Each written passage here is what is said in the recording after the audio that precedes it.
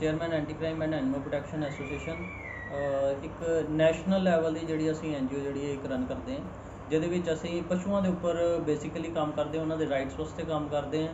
ਜਿੱਥੇ ਉਹਨਾਂ ਨੂੰ ਕੋਈ ਰੈਸਕਿਊ ਦੀ ਪ੍ਰੋਬਲਮ ਹੈ ਤੇ ਉਹਨਾਂ ਦਾ ਰੈਸਕਿਊ ਕੀਤਾ ਜਾਂਦਾ। ਅਗਰ ਕੋਈ ਸ਼ਹਿਰ ਦੇ ਵਿੱਚ ਕੋਈ ਕਰੂਰਤਾ ਹੁੰਦੀ ਹੈ ਤਾਂ ਉਹਦੇ 'ਤੇ ਵੀ ਅਸੀਂ ਵਰਕਨ ਕਰਦੇ ਹਾਂ। ਸਾਡਾ ਜਿਹੜਾ ਐਸੋਸੀਏਸ਼ਨ ਹੈ ਆਲ ਓਵਰ ਪੰਜਾਬ ਅਸੀਂ ਵਰਕਿੰਗ ਕਰ ਰਹੇ ਹਾਂ। ਬੇਸਿਕਲੀ ਅਸੀਂ ਅੰਮ੍ਰਿਤਸਰ ਦੇ ਵਿੱਚ ਸਾਡਾ ਜ਼ਿਆਦਾ ਵਰਕਿੰਗ ਹੋ ਰਹੀ ਹੈ, ਬਿਕੋਜ਼ ਸਾਡੇ ਇੱਥੇ ਕਾਫੀ ਮੈਂਬਰਸ ਨੇ ਅਤੇ ਕਾਫੀ ਐਕਟਿਵ ਨੇ।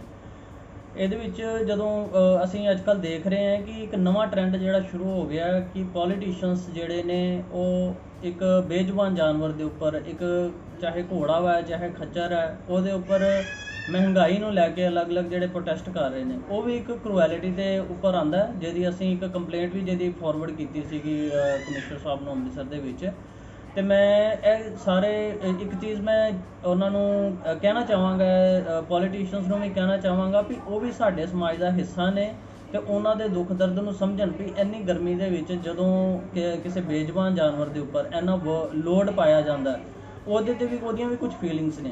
ਇਹ ਸਿਰਫ ਮੈਂ ਸਿਰਫ ਵਰਬਲੀ ਨਹੀਂ ਕਹਿ ਰਿਹਾ, ਇਹਦੇ ਕੁਝ ਕਾਨੂੰਨ ਬਣੇ ਹੋਏ ਨੇ। ਜਦੋਂ ਅਸੀਂ ਕਿਸੇ ਜਾਨਵਰ 'ਤੇ ਕਰੂਐਲਿਟੀ ਕਰਦੇ ਹਾਂ, ਚਾਹੇ ਉਹ ਘੋੜਾ ਹੈ, ਚਾਹੇ ਡੌਗ ਹੈ, ਚਾਹੇ ਕੋਈ ਕਾਊ ਹੈ, ਉਹਦੇ 'ਤੇ ਜਦੋਂ ਐਨੀਮਲ ਕਰੂਐਲਿਟੀ ਦਾ ਜਦੋਂ ਧਾਰਾ ਲੱਗਦੀ ਹੈ, ਉਹ ਸੈਕਸ਼ਨ 11 ਉਹਦੇ ਉੱਤੇ ਲੱਗਦੀ ਹੈ ਅਤੇ FIR ਜਿਹੜੀ ਦਰਜ ਕਰਾਈ ਜਾਂਦੀ ਹੈ। ਦੂਸਰੇ ਨੰਬਰ 'ਤੇ ਮੈਂ ਕਹਿਣਾ ਚਾਹਾਂਗਾ, ਅਸੀਂ ਜਦੋਂ ਦੇਖਦੇ ਹਾਂ ਕਿ ਬਹੁਤ ਸਾਰੇ ਵੀਡੀਓਜ਼ ਆਉਂਦੀਆਂ ਨੇ ਕਿ ਡੌਗਸ ਨੂੰ ਕੋਈ ਮਾਰ ਰਿਹਾ ਵਾ, ਕੋਈ ਆਪਣੇ ਸ਼ੌਂਕ ਵਾਸਤੇ ਮਾਰ ਰਿਹਾ, ਕੋਈ ਅੱਜ ਕੱਲ੍ਹ ਅਸੀਂ ਇੰਸਟਾਗ੍ਰਾਮ 'ਤੇ ਵੀਡੀਓਜ਼ ਦੇਖਦੇ ਹਾਂ ਅਲੱਗ-ਅਲੱਗ ਤਰ੍ਹਾਂ ਦੇ ਨਾਲ ਡੌਗਸ ਨੂੰ ਜਾਂ ਫਿਰ ਕੋਈ ਕੈਟਸ ਨੂੰ ਹਰਾਸਮੈਂਟ ਦਿੱਤੀ ਜਾਂਦੀ ਹੈ, ਅਤੇ ਉਹਦੀਆਂ ਅਸੀਂ ਸੋਸ਼ਲ ਮੀਡੀਆ 'ਤੇ ਬਹੁਤ ਸਾਰੀਆਂ ਚੀਜ਼ਾਂ ਦੇਖਦੇ ਹਾਂ। ਇਸ ਤਰੀਕੇ ਦੀਆਂ ਚੀਜ਼ਾਂ ਨੂੰ ਰੋਕਣ ਵਾਸਤੇ ਅਸੀਂ ਲਾਸਟ ਟਾਈਮ ਇੱਕ FIR ਵੀ ਦਰਜ ਕਰਵਾਈ ਸੀਗੀ, ਅਤੇ ਬਹੁਤ ਸਾਰੀਆਂ ਆਲ ਓਵਰ ਇੰਡੀਆ ਵੀ ਜਿਹੜੀਆਂ FIR ਦਰਜ ਹੁੰਦੀਆਂ ਜਦੋਂ ਅਸੀਂ ਕੋਈ ਡੌਗ ਜਾਂ ਫਿਰ ਕੋਈ ਵੀ ਐਨੀਮਲ ਜਦੋਂ ਕਰੂਐਲਿਟੀ ਦੇ ਮਰ ਜਾਂਦਾ ਅਤੇ ਉਹਦੇ ਵਿੱਚ 428, 429 ਅਤੇ ਸੈਕਸ਼ਨ 11 ਜਿਹੜਾ ਲੱਗਦਾ, ਜਿਹਦੇ ਵਿੱਚ ਮਿਨੀਮਮ ਜਿਹੜੀ ਸਜ਼ਾ ਵਾ ਉਹ 5 ਸਾਲ ਦੀ ਹੋ ਸਕਦੀ ਹੈ। ਇਸ ਤੋਂ ਇਲਾਵਾ ਉਹਦਾ ਫਾਈਨ ਵੀ ਪੈਂਦਾ। ਫਾਈਨ ਦੇ ਨਾਲ ਸਰ, ਪਸ਼ੂਆਂ ਦੀ ਸੰਭਾਲ ਨੂੰ ਲੈ ਕੇ ਅੰਮ੍ਰਿਤਸਰ ਵਿੱਚ ਕੋਈ ਸ਼ੈਲਟਰ ਨਹੀਂ ਅਵੇਲੇਬਲ ਹੈਗਾ, ਇਹਦੇ ਵੱਲੋਂ ਕੋਈ ਜਾਣਕਾਰੀ? ਸਰ, ਸਭ ਤੋਂ ਪਹਿਲਾਂ ਤਾਂ ਇੱਕ ਜਿਹੜਾ ਅਸੀਂ ਕਹਿੰਦੇ ਹਾਂ ਕਿ ਜਿਹੜਾ animal welfare board of India ਵੱਲੋਂ ਜਿਹੜੀ ਇੱਕ ਅਪਰੂਵ ਸ਼ੈਲਟਰ ਉਹ SPCA ਦੇ ਅੰਡਰ ਆਉਂਦਾ, ਜਿਹੜਾ SPCA ਹਾਥੀਗੇਟ ਹੈ। ਅਤੇ ਜਦੋਂ ਉਹ ਐਕਚੁਅਲੀ DC ਦੇ ਸਾਹਿਬ ਦੇ ਅੰਦਰ ਆਉਂਦਾ ਹੈ ਅਤੇ ਡਿਪਟੀ ਡਾਇਰੈਕਟਰ ਸਾਹਿਬ ਉਹਦੀ ਦੇਖ ਰੇਖ 'ਤੇ ਕਰਦੇ ਨੇ, ਕਿਉਂਕਿ ਇਹ ਦੋਨਾਂ ਦਾ ਡਿਪਾਰਟਮੈਂਟ ਹੈ SPCA ਜਿਹੜਾ ਹੈਗਾ। ਆਮ ਲੋਕਾਂ ਨੂੰ, ਬਹੁਤ ਸਾਰੇ ਲੋਕਾਂ ਨੂੰ ਤਾਂ ਇਹ ਚੀਜ਼ ਦਾ ਪਤਾ ਹੀ ਨਹੀਂ ਹੈਗਾ ਕਿ ਜਿਹੜਾ SPCA ਅੰਮ੍ਰਿਤਸਰ ਦੇ ਵਿੱਚ ਹੈ ਕਿ ਨਹੀਂ ਹੈ। ਉਹਦਾ ਕਾਰਨ ਕੀ ਹੈ ਕਿ ਉਹਦੀ ਵਿਜ਼ੀਬਿਲਿਟੀ ਨਹੀਂ ਹੈ। ਜਦੋਂ ਉੱਥੇ ਕੋਈ ਐਂਟਰ ਕਰਦਾ ਵਾ ਅਤੇ ਉੱਥੇ ਜਿਹੜੇ ਡੌਗਸ ਵਗੈਰਾ ਵਾ ਖੁੱਲ੍ਹੇ ਛੱਡੇ ਹੁੰਦੇ ਆ ਅਤੇ ਉਹ ਲੋਕ ਡਰਦੇ ਨੇ ਉੱਥੇ ਆਉਣ ਤੋਂ। ਮੈਂ last time X deputy director ਜਿਹੜੇ ਰਘੁਨੰਦਨ ਸ਼ਰਮਾ ਜੀ ਸੀਗੇ, ਉਹਨਾਂ ਨਾਲ ਮੈਂ ਇਸ ਚੀਜ਼ 'ਤੇ ਮੁਲਾਕਾਤ ਕੀਤੀ ਸੀਗੀ ਕਿ ਅਸੀਂ ਕੁਛ ਇਹਦਾ ਬੈਟਰ ਵਾਸਤੇ ਕੁਛ ਕਰੀਏ, ਇਹਨਾਂ ਨੂੰ SPCA ਦਾ ਥੋੜ੍ਹਾ ਸੁਧਾਰ ਕਰੀਏ। ਹੁੰਦਾ ਕੀ ਹੈ ਕਿ ਉਹ ਉਦੋਂ ਜਿਹੜੇ ਲਾਸਟ DC ਸੀਗੇ, ਉਹਨਾਂ ਨਾਲ 2-3 ਵਾਰੀ ਰਿਕੁਐਸਟ ਵੀ ਕੀਤੀ ਸੀਗੀ ਕਿ ਤੁਸੀਂ ਉੱਥੇ ਵਿਜ਼ਿਟ ਕਰੋ ਤਾਂ ਕਿ ਆਮ ਪਬਲਿਕ ਦਾ ਉੱਥੇ ਆਉਣਾ ਜਾਣਾ ਸ਼ੁਰੂ ਹੋਏ। ਅਸੀਂ ਕੁਛ ਨਾ ਕੁਛ ਬਾਹਰ ਬੋਰਡ ਇਸ ਤਰ੍ਹਾਂ ਦਾ ਲਗਾਈਏ ਤਾਂ ਕਿ ਜਦੋਂ ਜਨਤਾ ਉੱਥੇ ਅੰਦਰ ਆਏਗੀ ਤਾਂ ਉਹਦਾ ਸੁਧਾਰ ਹੋਏਗਾ। ਅਗਰ ਐਡਮਿਨਿਸਟ੍ਰੇਸ਼ਨ ਨਹੀਂ ਕਰ ਰਹੀ ਅਤੇ ਪਬਲਿਕ ਕਰਨਾ ਚਾਹੁੰਦੀ ਹੈ, ਬਟ ਜਦ ਪਬਲਿਕ ਦੀ ਐਂਟਰੀ ਨਹੀਂ ਉੱਥੇ ਹੋਏਗੀ ਤਾਂ ਉਹ ਕਿਸ ਤਰ੍ਹਾਂ ਉਸ ਚੀਜ਼ ਦਾ ਸੁਧਾਰ ਹੋਏਗਾ। ਉੱਥੇ ਡੌਗਸ ਹੈਗੇ ਜ਼ਰੂਰ ਨੇ, ਉੱਥੇ ਪਿੰਜਰੇ ਦੇ ਵਿੱਚ ਜਿਹੜੇ ਪੁਰਾਣੇ ਡੌਗਸ ਦਾ ਟ੍ਰੀਟਮੈਂਟ ਕੀਤਾ ਗਿਆ ਵਾ, ਉਹ ਡੌਗਸ ਉੱਥੇ ਨੇ, ਬਟ ਉੱਥੇ ਬਹੁਤ ਜ਼ਿਆਦਾ ਸਾਫ਼ ਸਫਾਈ ਦਾ ਧਿਆਨ ਨਹੀਂ ਹੈ। ਅਤੇ ਦੂਸਰੇ ਨੰਬਰ 'ਤੇ ਉੱਥੇ ਫੈਸਿਲਿਟੀਜ਼ ਅਵੇਲੇਬਲ ਨਹੀਂ ਹੈਗੀਆਂ ਪਸ਼ੂਆਂ ਵਾਸਤੇ। ਅਸੀਂ ਜਿਸ ਤਰ੍ਹਾਂ ਕਹਿ ਸਕਦੇ ਹਾਂ ਪ੍ਰੋਪਰ ਖਾਣਾ, ਤੁਸੀਂ ਕਹਿ ਸਕਦੇ ਹੋ ਕਿ ਅਸੀਂ ਜੇ ਕੋਈ ਨਵਾਂ ਜਾਨਵਰ ਉੱਥੇ ਛੱਡ ਕੇ ਜਾਂਦੇ ਹਾਂ ਤਾਂ ਅਸੀਂ ਬੇਫਿਕਰ ਹੋ ਕੇ ਨਹੀਂ ਉੱਥੇ ਜਾ ਸਕਦੇ, ਸਾਰੀ ਜ਼ਿੰਮੇਵਾਰੀ ਸਾਨੂੰ ਖੁਦ ਨੂੰ ਲੈਣੀ ਪੈਂਦੀ ਹੈ। SPCA ਨੂੰ ਅੱਜ ਤੋਂ 4 ਸਾਲ ਪਹਿਲਾਂ ਕਈ ਸੁਵਿਧਾਵਾਂ ਵੀ ਦਿੱਤੀਆਂ ਗਈਆਂ ਸੀ, ਪਰ ਉਹ ਪਹਿਲਾਂ ਹੀ ਖੁਦ ਹੀ ਕਾਫੀ ਕਰਪਸ਼ਨ ਦੇ ਘੇਰੇ ਵਿੱਚ ਰਹਿੰਦਾ ਵਾ। SPCA ਨੂੰ ਸ਼ਾਇਦ ਤਾਂ ਹੀ ਨਗਰ ਨਿਗਮ ਵੱਲੋਂ ਦੁਬਾਰਾ ਕੋਈ ਸੁਵਿਧਾ ਨਹੀਂ ਦਿੱਤੀ ਗਈ। ਬਿਲਕੁਲ ਸਰ, ਅਸੀਂ ਹੁਣ ਰੀਸੈਂਟਲੀ ਜਦੋਂ 20 ਦਿਨ ਪਹਿਲਾਂ ਊਂਠਾਂ ਵਾਲਾ ਕੇਸ ਹੋਇਆ ਸੀਗਾ, ਅਸੀਂ ਮੈਂ ਡਿਪਟੀ ਡਾਇਰੈਕਟਰ ਸਾਹਿਬ ਨੂੰ ਖੁਦ ਕਾਲ ਕੀਤੀ ਸੀਗੀ ਕਿ ਅਸੀਂ ਜੇ ਰਾਤ ਵੀ ਪੈ ਗਈ ਅਤੇ ਸਾਨੂੰ SPCA ਤੋਂ ਇਲਾਵਾ ਹੋਰ ਇੱਥੇ ਅੰਮ੍ਰਿਤਸਰ 'ਚ ਕੋਈ ਸ਼ੈਲਟਰ ਨਹੀਂ ਹੈ ਅਤੇ ਮਜਬੂਰਨ ਸਾਨੂੰ ਸ਼ਾਇਦ ਇੱਕ ਰਾਤ ਵਾਸਤੇ ਉੱਥੇ ਰੱਖਣੇ ਪੈ ਜਾਣ। ਅਤੇ ਅਸੀਂ ਜਦੋਂ 12:30 ਵਜੇ ਉੱਥੇ ਪਹੁੰਚੇ ਸੀਗੇ ਅਤੇ ਜਿਹੜੇ ਉੱਥੇ ਦੇ ਲੇਡੀ ਸੀਗੀ ਜਿਹੜੀ ਉੱਥੇ ਰਹਿੰਦੇ ਨੇ, ਉਹਨਾਂ ਨੇ ਸਾਨੂੰ ਸਾਫ਼ ਮਨਾ ਕਰਤਾ ਸੀਗਾ ਕਿ ਅਸੀਂ ਅੱਧੀ ਰਾਤ ਨੂੰ ਤੁਹਾਨੂੰ ਇੱਥੇ ਨਹੀਂ ਰੱਖਣ ਦੇਣਾ। ਜਦ ਐਡਮਿਨਿਸਟ੍ਰੇਸ਼ਨ ਉੱਥੇ ਤੁਹਾਨੂੰ ਪਰਮਿਸ਼ਨ ਦੇ ਵੀ ਦਿੰਦੀ ਹੈ ਅਤੇ ਫਿਰ ਵੀ ਤੁਸੀਂ ਕੋਈ ਵੀ ਪਬਲਿਕ ਦਾ ਬੰਦਾ ਉੱਥੇ ਜਾ ਕੇ ਕਿਸੇ ਬੇਜ਼ੁਬਾਨ ਜਾਨਵਰ ਨੂੰ ਨਹੀਂ ਰੱਖ ਸਕਦਾ। ਇਟ ਮੀਨਸ ਕਿ ਉਹ ਸ਼ੈਲਟਰ ਕੀ ਪਸ਼ੂਆਂ ਵਾਸਤੇ ਨਹੀਂ ਹੈ। ਮੈਂ ਇਹੀ ਚੀਜ਼ ਬਹੁਤ ਵਾਰੀ ਆਵਾਜ਼ ਚੁੱਕ ਚੁੱਕਿਆ ਹਾਂ, ਡੀਸੀ ਸਾਹਿਬ ਨਾਲ ਵੀ ਬਹੁਤ ਸਾਰੇ ਮੈਂ ਪੱਤਰ ਦੇ ਚੁੱਕਾ ਹਾਂ, ਏਡੀਸੀ ਹਿਮਾਂਸ਼ੂ ਅਗਰਵਾਲ ਜੀ ਨੂੰ ਵੀ ਮੈਂ ਲਾਸਟ ਟਾਈਮ ਮੀਟਿੰਗ ਕੀਤੀ ਸੀ ਜਦੋਂ ਉਹ ਸੀਗੇ, ਉਹਨਾਂ ਨੂੰ ਮੈਂ ਮੈਮੋਰੈਂਡਮ ਵੀ ਦਿੱਤਾ ਸੀਗਾ ਕਿ ਜੇ ਤੁਸੀਂ ਨਹੀਂ ਕਰ ਸਕਦੇ, ਡੀਸੀ ਸਾਹਿਬ ਨਹੀਂ ਕਰ ਸਕਦੇ, ਤੁਸੀਂ 5 ਸਾਲਾਂ ਵਾਸਤੇ ਸ਼ੈਲਟਰ ਸਾਡੀ ਸੰਸਥਾ ਨੂੰ ਇੱਕ ਵਾਰੀ ਦੇ ਕੇ ਦੇਖੋ, ਤੁਸੀਂ ਮਤਲਬ ਕਿ ਬੇਫਿਕਰ ਹੋ ਜਾਓ। ਅਸੀਂ ਜੋ ਵੀ ਹੈ ਲੋਕਾਂ ਕੋਲ ਭਾਵੇਂ ਪੈਸਾ ਇਕੱਠਾ ਕਰਕੇ ਅਸੀਂ ਉੱਥੋਂ ਦਾ ਸੁਧਾਰ ਲਿਆਉਣਾ ਚਾਹੁੰਦੇ ਹਾਂ, ਅਤੇ ਉੱਥੇ ਜਿਹੜੇ ਪਸ਼ੂ ਹੋਣਗੇ ਉਹ ਅਸੀਂ ਥੋੜ੍ਹਾ ਸੁਧਾਰ ਲਿਆਵਾਂਗੇ, ਪਬਲਿਕ ਦੀ ਐਂਟਰੀ ਸ਼ੁਰੂ ਕਰਾਂਗੇ ਅਤੇ ਉੱਥੋਂ ਦਾ ਸੁਧਾਰ ਹੋਏਗਾ। ਬਟ ਉਹ ਮੈਂ ਕਹਾਂਗਾ ਵੀ ਉੱਥੋਂ ਦੀ ਮੈਨੇਜਮੈਂਟ ਜਿਹੜੇ ਹੈਗੇ ਨੇ ਜਾਂ ਤਾਂ ਉਹ ਨਾ ਕੁਛ ਕਰਨਾ ਚਾਹੁੰਦੇ, ਆਈਦਰ ਡੀਸੀ ਸਾਹਿਬ ਨਹੀਂ ਕਰਨਾ ਚਾਹੁੰਦੇ, ਕਿਉਂਕਿ ਮੈਨੂੰ ਇਸ ਚੀਜ਼ ਦੀ ਵੀ ਨੌਲੇਜ ਨਹੀਂ ਹੈ ਕਿ ਪਿੱਛੋਂ ਕੋਈ ਗ੍ਰਾਂਟ ਆਉਂਦੀ ਵੀ ਹੈ ਜਾਂ ਨਹੀਂ ਆਉਂਦੀ। ਮੈਂ ਕਿਸੇ 'ਤੇ ਫਾਲਸ ਐਲੀਗੇਸ਼ਨ ਨਹੀਂ ਲਗਾਉਣਾ ਚਾਹੁੰਦਾ, ਬਟ ਫਿਰ ਵੀ ਕਿਤੇ ਨਾ ਕਿਤੇ ਦੇਖਿਆ ਜਾਏ ਅਤੇ ਜੇ ਉਹ ਸ਼ੈਲਟਰ ਸਿਟੀ ਦੇ ਵਿੱਚ ਹੋਣ ਦੇ ਇੱਕ ਮੇਨ ਸ਼ੈਲਟਰ ਹੈ ਸਿਟੀ ਦਾ, ਜੇ ਉੱਥੇ ਥੋੜ੍ਹੀ ਇੰਪਰੂਵਮੈਂਟ ਹੋ ਜਾਏ ਤਾਂ ਬਹੁਤ ਸਾਰੇ ਪਸ਼ੂਆਂ ਦਾ ਵੀ ਭਲਾ ਹੋ ਸਕਦਾ ਅਤੇ ਲੋਕਾਂ ਨੂੰ ਵੀ ਉਹਦੀ ਸਹੂਲਤ ਹੋਏਗੀ। 85,000 ਰੁਪਇਆ ਹਰ ਮਹੀਨੇ SPCA ਨੂੰ ਨਗਰ ਨਿਗਮ ਦਿੰਦਾ ਸੀ। ਪਿਛਲੇ 4 ਸਾਲ ਤੋਂ ਉਹਨੂੰ 85,000 ਰੁਪਇਆ ਵੀ ਨਹੀਂ ਆ ਰਿਹਾ, ਉਹ ਵੀ ਕਿਤੇ ਨਾ ਕਿਤੇ ਪੈਸਾ ਗਿਆ ਹੋਏਗਾ। ਦੂਸਰੀ ਗੱਲ ਰਹੀ ਜਿਹੜੀ ਲੋਪੋਕੇ ਇਹਨਾਂ ਨੇ ਗਊਸ਼ਾਲਾ ਨਗਰ ਨਿਗਮ ਵੱਲੋਂ ਬਣਾਈ ਗਈ ਹੈ, ਉਹਦੇ ਅੰਦਰ ਵੀ ਕੋਈ ਗਾਈ ਨਹੀਂ ਗਈ ਇਸ ਟਾਈਮ। ਸਰ ਜਿਹੜਾ ਤੁਸੀਂ ਗ੍ਰਾਂਟ ਦੀ ਗੱਲ ਕੀਤੀ ਹੈ SPCA, ਮੈਨੂੰ ਉਸ ਚੀਜ਼ ਦੀ ਨੌਲੇਜ ਨਹੀਂ ਹੈਗੀ। ਤੁਸੀਂ ਇੱਕ ਬਹੁਤ ਵਧੀਆ ਮੈਨੂੰ ਇਸ ਚੀਜ਼ ਦੀ ਜਾਣਕਾਰੀ ਦਿੱਤੀ ਹੈ, ਕਿਉਂਕਿ ਉਹਨਾਂ ਦੇ ਐਗਜ਼ੀਕਿਊਟਿਵਸ ਨਾਲ ਵੀ ਮੈਂ ਬਹੁਤ ਵਾਰੀ ਮੀਟਿੰਗ ਕਰ ਚੁੱਕੀ ਹਾਂ ਅਤੇ ਇੱਕੋ ਚੀਜ਼ ਮਿਲਦੀ ਹੈ ਕਿ ਸਾਨੂੰ ਇੱਥੇ ਕੁਛ ਨਹੀਂ ਆਉਂਦਾ। ਅਸੀਂ ਤਾਂ ਜਿਹੜੀ ਦੁਕਾਨ ਪਹਿਲਾਂ ਕਿਰਾਏ 'ਤੇ ਦਿੱਤੀ ਸੀ 5-6 ਹਜ਼ਾਰ ਰੁਪਈਆ, ਉਹੀ ਜਿਹੜੀ ਉੱਥੇ ਲੇਡੀ ਹੈ ਰਾਣੀ ਹੈ ਆਈ ਥਿੰਕ ਸੋ ਉਹਨਾਂ ਦਾ ਨਾਮ, ਅਤੇ ਉਹ ਕਾਫੀ ਸਾਲਾਂ ਤੋਂ ਉੱਥੇ ਕੇਅਰ ਟੇਕਿੰਗ ਕਰਦੇ ਨੇ ਜਾਨਵਰਾਂ ਨੂੰ ਪਾਣੀ ਪੂਣੀ ਪਾਉਣ ਵਾਸਤੇ, ਅਤੇ ਉਹ 5-6 ਹਜ਼ਾਰ ਸ਼ਾਇਦ ਉਹਨਾਂ ਦੀ ਤਨਖਾਹ ਵਾ। ਉਹ ਕਹਿੰਦੇ ਅਸੀਂ ਦੁਕਾਨ ਤੋਂ ਹੀ ਗੁਜ਼ਾਰਾ ਕਰਦੇ ਸੀਗੇ, ਸਾਨੂੰ ਇੱਥੇ ਕਦੇ ਵੀ ਕਿਸੇ ਨੇ ਗ੍ਰਾਂਟ ਨਹੀਂ ਦਿੱਤੀ ਨਾ ਹੀ। ਭਵਿੱਖ ਵਿੱਚ ਸਰ ਅੰਮ੍ਰਿਤਸਰ ਦੇ ਵਿੱਚ ਪਸ਼ੂਆਂ ਦੀ ਸੰਭਾਲ ਵਾਸਤੇ ਕੋਈ ਯੋਜਨਾ ਹੋਵੇ ਸਰਕਾਰ ਵਾਸਤੇ?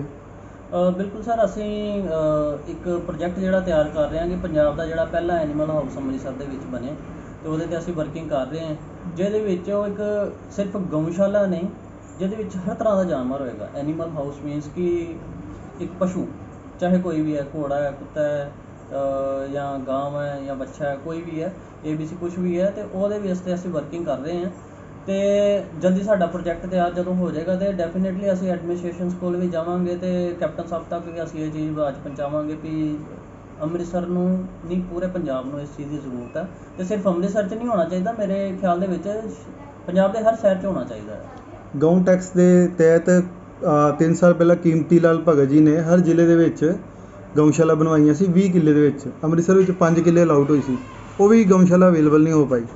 ਦੂਸਰੀ ਗੱਲ ਰਹੀ ਨੰਦੀਸ਼ਾਲਾ ਵਾਸਤੇ ਇੱਥੇ ਅੰਮ੍ਰਿਤਸਰ ਦੇ ਵਿੱਚ ਇਸ ਟਾਈਮ 1.5 ਕਰੋੜ ਰੁਪਏ ਦਾ ਬਜਟ ਪਾਸ ਹੋਏ ਨੂੰ ਅਜੇ 5 ਸਾਲ ਹੋ ਗਏ, ਪਰ ਉਹ ਵੀ ਹਾਲੇ ਤੱਕ ਜਾਰੀ ਨਹੀਂ ਕੀਤਾ ਗਿਆ। ਉਹਦੇ ਵੱਲੋਂ ਕੀ ਕਹੋਗੇ?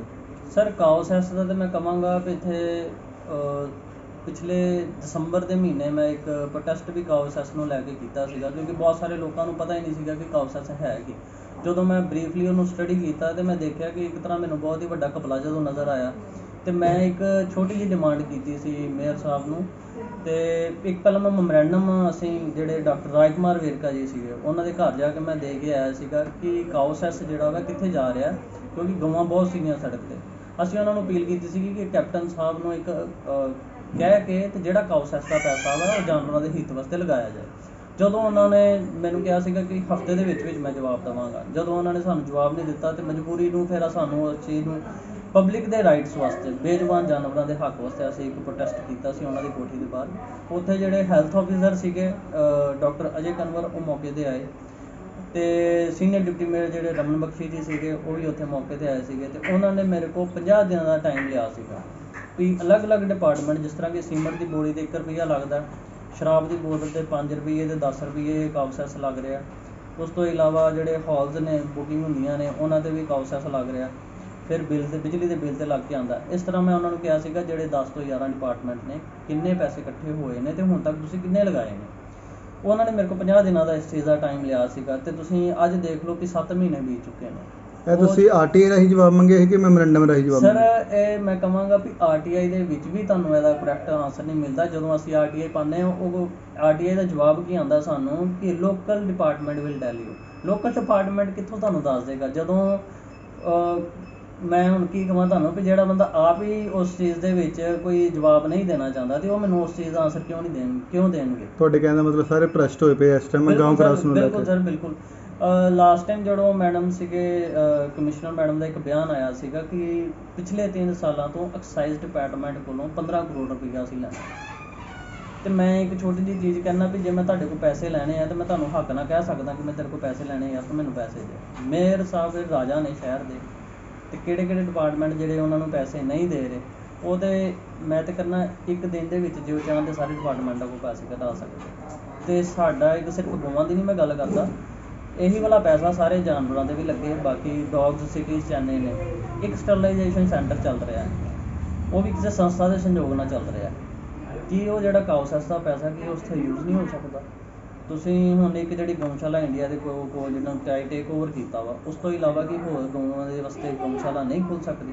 ਤੁਸੀਂ ਉੱਥੇ ਜੇ 200 ਗਊਆਂ ਰੱਖੀਆਂ ਨੇ, ਜੇ ਤੁਸੀਂ 5-7 ਇਹੋ ਜਿਹੀਆਂ ਗਊਸ਼ਾਲਾ ਹੋਰ ਖੋਲ੍ਹੋਗੇ ਉਹਨਾਂ ਪੈਸਿਆਂ ਨਾਲ, ਕੀ ਪਬਲਿਕ ਸੁਖੀ ਨਹੀਂ ਹੋਏਗੀ? ਜੇ ਤੁਸੀਂ ਕਾਊਸੈਸ ਪਬਲਿਕ ਕੋਲ ਲੈ ਰਹੇ ਹੋ ਤਾਂ ਉਹਦਾ ਮਤਲਬ ਇਹ ਹੈ ਕਿ ਅਸੀਂ ਪਬਲਿਕ ਨੂੰ ਰਿਵਾਰਡ ਦੇਣਾ।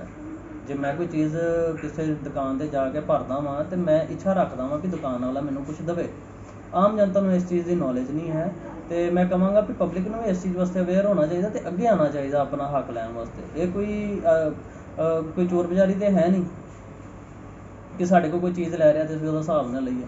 ਤੇ ਬੇਜ਼ੁਬਾਨ ਬੋਲ ਨਹੀਂ ਸਕਦਾ, ਅਸੀਂ ਉਹਨਾਂ ਦੀ ਆਵਾਜ਼ ਆ। ਸਾਡੀ ਪੂਰੀ ਸੰਸਥਾ ਇਸ ਚੀਜ਼ 'ਤੇ ਪੂਰੀ ਵਰਕਿੰਗ ਕਰੇਗੀ। ਤੇ ਲੋਕਡਾਊਨ ਖੁੱਲ੍ਹ ਗਿਆ ਤੇ ਮੈਂ ਹੀ ਤੁਹਾਡੇ ਮਾਧਿਅਮ ਨਾਲ ਕਹਿਣਾ ਚਾਹਾਂਗਾ ਵੀ ਕਾਊਸੈਸ ਦਾ ਹੱਲੇ ਮੁੱਦਾ ਜਿਹੜੇ ਸੋਚਦੇ ਸੀਗੇ ਕਿ ਸ਼ਾਇਦ ਡਾਕਟਰ ਰੋਹਨ ਨੇ ਬੰਦ ਕਰ ਦਿੱਤਾ, ਇਹ ਬਿਲਕੁਲ ਬੰਦ ਨਹੀਂ ਹੋਇਆ। ਇੱਕ ਗਊਸ਼ਾਲਾ ਲੈ ਕੇ ਮੈਂ ਚੁੱਪ ਹੋਣ ਵਾਲਾ ਨਹੀਂ ਹਾਂ।